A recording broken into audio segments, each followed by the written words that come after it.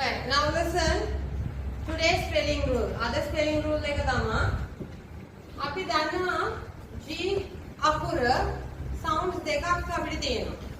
එකක් අපි g කියලා sound කරනවා. නේ? සමහර තැන්වල ඒක j කියලා sound කරන අවස්ථාවලුත් තියෙනවා. ඒකට අපි කියන්නේ G එක hard sound and soft sound කියලා. right?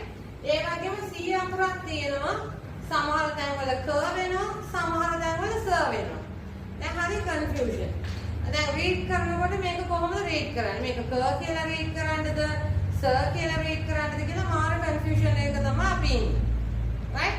so අන්න එහෙම ඒ කන්ෆියුෂන් එක නැති කරගන්න සහ ඩික්ටේෂන් කියනකොට ඔයගලන්ට නැත්නම් පැරග්‍රාෆ් එකක් රීඩ් කරනකොට මේක ගද, ජද, කද, සද කියන ප්‍රොබ්ලම් එක සෝල්ව් කරන්න අද යන්නේ. right? G එක hard කියන්නේ g. g sound එකට එනවා නම් ඒ අනිවාර්යෙන් G එක O A U එකත් එක්ක එන්න ඕනේ. right? G එක g sound වෙනවා නම් O A U ඒ කියන්නේ O A A කියන sound එක එන්න ඕනේ.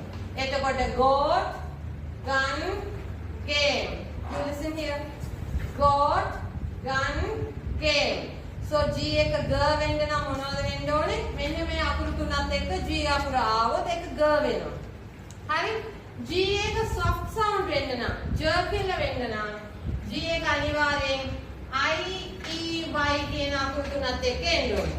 ඒ කියන්නේ giraffe, gem, giant. දැක්කනේ? j වෙනවා. giraffe, gem, giant කියලා වෙනවා.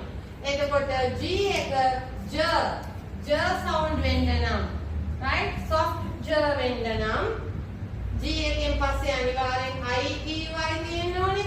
G එක g sound වෙන්න නම් hard වෙන්න නම් G එකෙන් පස්සේ O A U තියෙන්න ඕනේ. that is G. A rule එකම තමයි C එකට. C එක hard sound වෙන්න නම් k වෙන්න නම් C එකත් එක්ක O A A ඒ කියන්නේ O A U කියන එක එන්න ඕනේ. that means pot, cat, cut වගේ. C එකත් එක්ක O A A ආවොත් තමයි මේක k වෙන්නේ. C එක soft වෙන්න නම්, s වෙන්න නම් C එකත් එක්ක E I Y එන්න ඕනේ. ඒ කියන්නේ circle, send, city, cycle.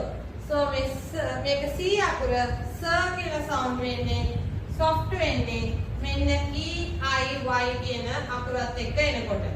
so k වෙන්න නම් O A U, soft වෙන්න නම් E I